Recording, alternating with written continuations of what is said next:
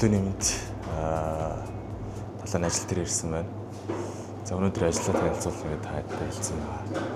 Тэгээд өнөөдөр өглөө бас нэг гарахтаа өглөөнийхөө цайг ууж чадсангүй банк бас нэг гэртээ уугаад байж чаддаг болохоор заримдаа яаж өглөөнийхөө цайг уудаггүй гэхээр ингэдэг.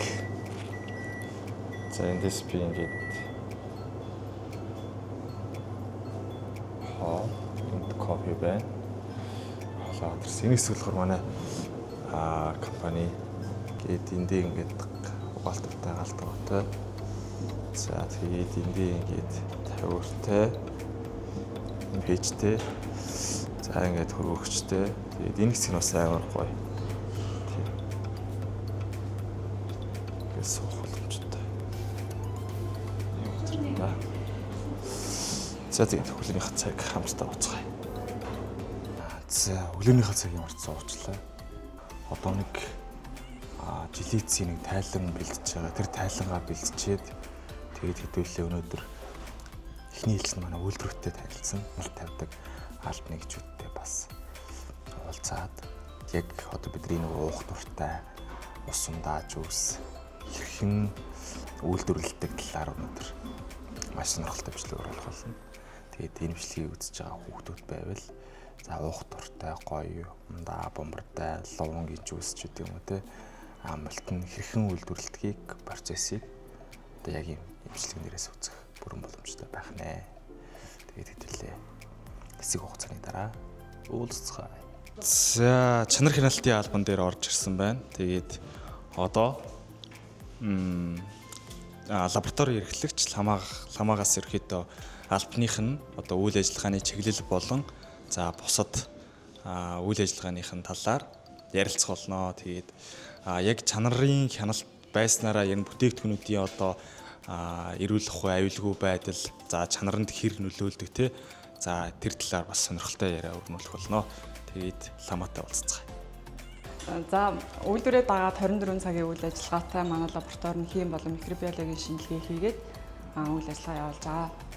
За микробиологийн шинжилгээний хувьд болохоор одоо микробиологч бай химийн шинжилгээч одоо нэг түүхий туслах материалаас эхлээд бэлэн бүтээгдэхүүн бол хэрэглэгчийн гар дээр хүртэл бүх шат амжилт дээр хим болон микробиологийн шинжилгээг хийгээд явж байгаа.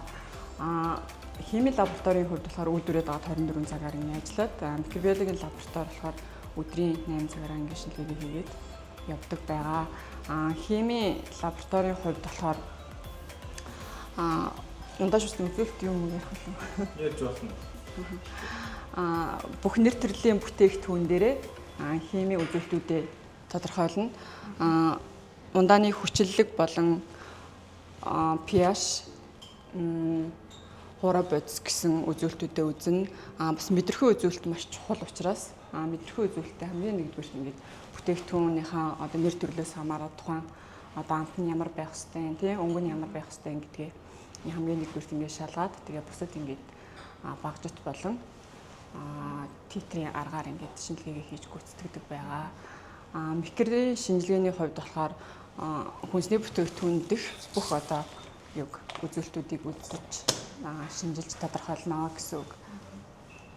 Тэгээд ер нь яг одоо микробиологийн шинжилгээ болон химийн шинжилгээг ер нь яагаад авах хэрэгтэй байт юм бэ ер нь? Бүтээгдэхүүн одоо хүнсний бүтээгдэхүүн тийм хүнсний одоо эрүүл ахуйн шаардлага хангасан бүтээгдэхүүн хэрэглэгчид хүргэх шаардлагатай. Тийм учраас хим болон микробиологийн шинжилгээг одоо хийгээд одоо эрүүл аюулгүй үүднээс л тий одоо шинжилгээгээр баталгаажуулж хэрэглэгчдэд хүргэж байгаа шүү дээ. За одоо нэг үргэлжлүүл ингэж ойлгоод шүү дээ тий. Одоо түүхийн эдээс нь ахгуулаад яг хэрэглэгчийн гар дээр очих хүртэлх бүх шат амжилганы юунууд дээр шинжилгээ одоо микробиолог болон химийн шинжилгээнүүд авдаг гэсэн үг тий.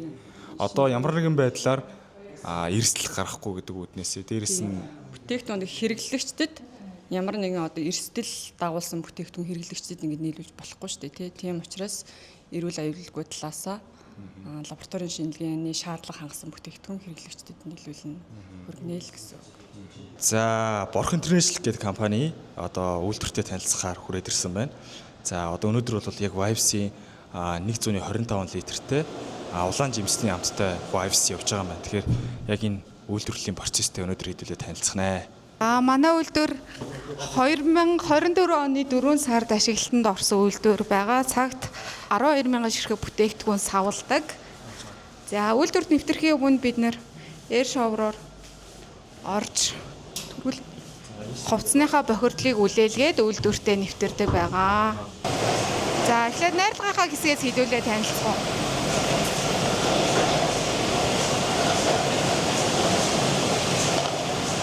За манай найрлага бэлтгэх хэсэгт боловсруулсан усны 2 танк, аршаан савлгаад бэлтгэсэн аршааны нөөцийн 1 танк, нийт 3 танк байгаа. 1 танк нь 25-ны багтаамжтай байдаг. За манайх CIP цэвэрлэгээнээс ахуулаад найрлага бэлтгэх бүх процессууд маань автоматар тоног төхөөрөмжийн удирдлагаар явагддаг. Зөвхөн түүхийд туслах метр түүхийд ачаалах процесс маань хүний гараар хийгддэг гэсэн үг. Үйлдвэртээ төлөвлөгөөний дагуу түүхийд туслах материалаа төлөвлөгөөнийхээ дагуу бага хэмжээгээр татаж авдаг байгаа. За манай үйлдвэрт нэг ээлжиндээ 9 ажилтан ажилладаг. LG Master, LG инженер, тэгээд тоног төхөөрөмжийн операторууд гээд 9 хүний бүрэлдэхүүнтэй 24 цагаар тасралтгүй үйл ажиллагаа явуулдаг байгаа. Бэлтцийг ачаалах хэсэг харагдаж байна. За тоног төхөөрөмж рүү бэлтцийг энэ хэсгээс ачаалж өгдөг байгаа.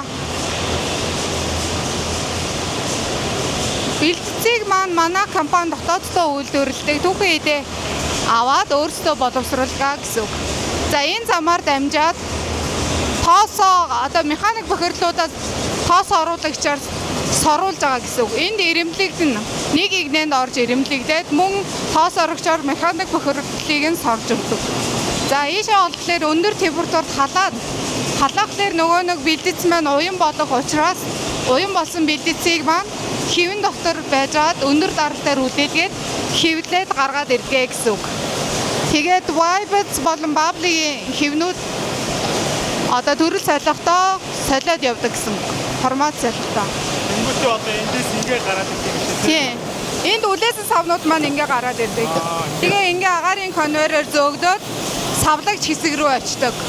Агаарын конвейер маань ер нь ингээд нөгөө өндөр даралтай хийгээр үлээж байгаа гэсэн үг байхгүй юу? Одоо энэ дагаад шууд одоо нөгөө ундаага одоо савлах нь шүү дээ. Тийм. Одоо савлагдсан савнд маань шууд тухайн үедээ савндаа савлах гэсэн үг. Саваа удаан хадгалахгүй байгаа гэсэн үг. Одоо шууд савлах юм уу? Тийм. Одоо ингээд шууд савлах хэсэг рүү очиж савлагдана.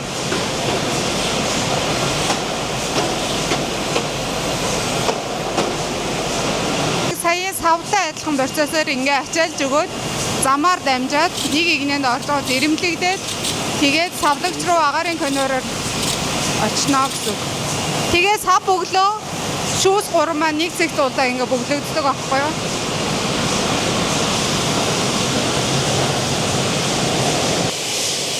Савлагч төхөөрөмж рүү ороод дотроосоо механик бохирдлоо ингээд усаар угаана, өндөр даралттай усаар угаана. За тэгээд цэвэрхэн болсон савндаа бид нэр энэ хэсгийг савлж өгч байгаа. Тэр харагдаж байна уу тийм? Бөглөгдөж байгаа. Тэгээд энд нэг 3 цагийн уул зураа.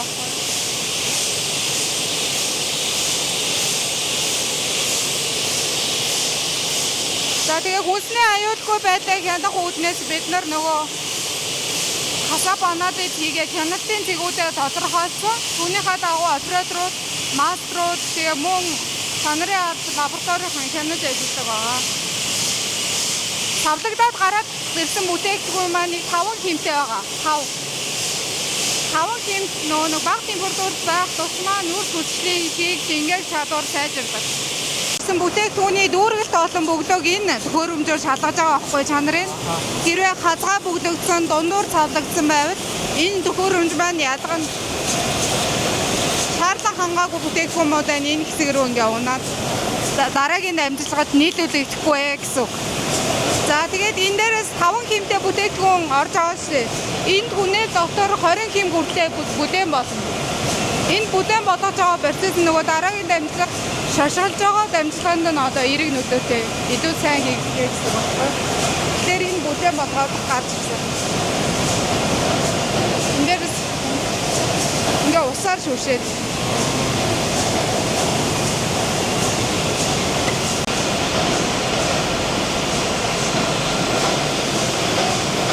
зөөврөлж байгаа конвейерыг бид нар байнга усаар тосолдог байхгүй юу? Түүндээ бас ингээд зориултын бодис нэмээд тэр бодис нь агаар орчныг одоо ариутгадаг мөн энэ нөгөө нэг хоногт хөрөмжийн эдлэгийг уртсах тийм үйлчлэгээтэй. Хэсэгт бид нар нөгөө бүтээгдэхүүн устаагаас гадаа талаараа түүнийхээ усыг нь үлээлгээд шашгалах одоо үйл ажиллагааг дэмжигддэг гэсэн. Хэвэн явагдах. За манай дээр Vibes нэрийн бүтээгдэхүүнүүд болохоор нөгөө нэг цавуугаар наагддаг шашгал. Бабли болохоор шашгал углагдаад Монгол болох юм уу? Нээж өгөх юм. Бабли бол шашгал углагдаад уураар ингээ агшаагддаг. Арай хоёр өөр төрлийн шашгалтай байна.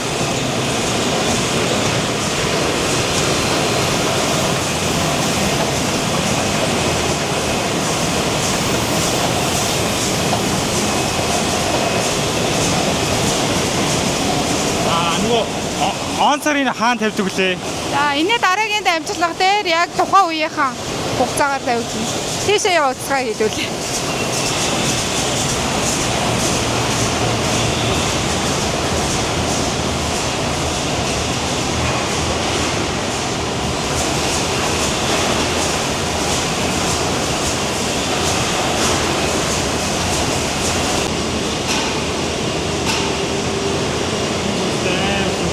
Яг бабли үйлдвэрлэх үед болохоор энэ тоног төхөөрөмжийг ашигладаг аахгүй юу?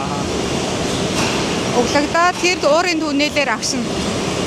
Кодлж байгаа хэсэг маань тэр лазер кодоор кодлдог. Манай код нь болохоор үйлдвэрсэн он сар өдөр цаг минут тэгээд цувралын дугаараа оруулсан байдаг аахгүй. Цувралын дугаар ч болохоор нэг найрлага бүтээгдэхүүн гэдгийг нэг найрлагаас гарсан бүтээгдэхүүн гэдгийг илэрхийлж байгаа. Кодлж байгаа хэсгийг харуулах уу? Тэр хэсэг. Энэ явдлаар яаж агсан бэ? Лазераар мэдрээд Тийм биш. хонцор дээр ингэ. За тэг.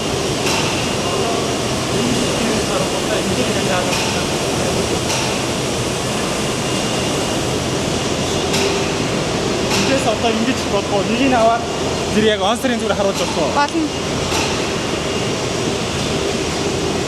Аха. Сарын 24 цаг магтаага байдаг юм шүү дээ. Тийм. Үйлдвэрсэн он сар өдөр цаг цувралын дугаар.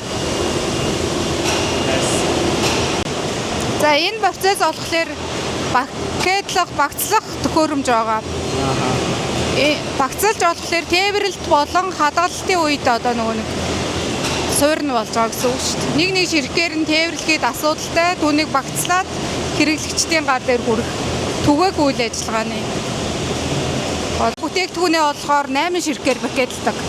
2 литртэй бүтээгдэхүүнийг бол 6 ширхгээр. Тэгээ жижигүүдийг дандаа 15 ширхгээр пакетлж байгаа.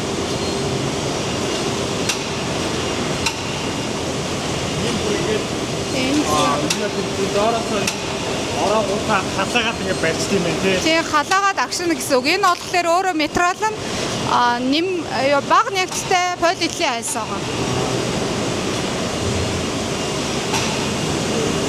Энэ хэсэг одоо халуун байгаа хэсгээ нэг жоохон үдээлгээд тийм бийжүүлж байгаа процесс.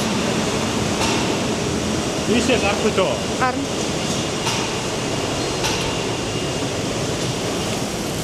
За энэ агуулгад хадгалахад зориулаад фотон дээр өрөөд агуулгынхаа заад талбайг ашиглалтыг сайжруулдаг гэсэн. Энэ би нэг яриа.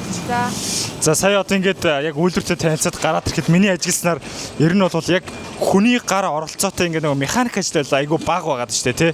Тэгэхээр ер нь тийм гэж хэлж болох уу? Бүрэн автомат юм шүү дээ баг тий. Манайх болохоор савлахаас ахуулаа фотонд өрөх хүртэл гар ажиллагаагүй дандаа тоног төхөөрөмжийн үйл ажиллагаагаар хийгддэг. Яг энэ фотон дээр үрж байгаа үйл ажиллагаа нь бол хүний гараар хийгдэж байгаа. Тийм. Үйлдвэрийн нөгөө нэг бүтээмжтэй холбоотойгоор яг энэ нөгөө нэг тохиромжтой нь хүнээр гараар үрхэд тохиромжтой. Хит өндөр бүтээмжтэй байвал бас энэ дээр нөгөө нэг холоонд өрдөг төхөөрөмж өгдөг шүү дээ. Тийм зүйл бол. За ингээд одоо эндээсээ шууд түгээлтэндээ гараад хэрэглэгчийн гар дээр очиж штэ баг тий. Агуулхад та ингээд юу ангуудаа одоо эндээсээ шууд орон нутгууд руу хотын одоо сүлжээ дэлгүүрүүд рүү ингээд нийлүүлээ явчихдаг гэсэн үг үү? Манайх болохоор үйлдвэрлэсэн бүтээгдэхүүний агуулгахдаа 3 хоног байлгаад нэгдсэн лабораторийн шинжилгээний хариугаар баталгаажсныхан дараа Улаанбаатарын борлуулалт болон орон нутгийн борлуулалтын 2 агуулга руу түгээдэг гэсэн үг. Заавал лабораторийн шинжилгээгээр орж иж баталгаажсны дараа явна тийм.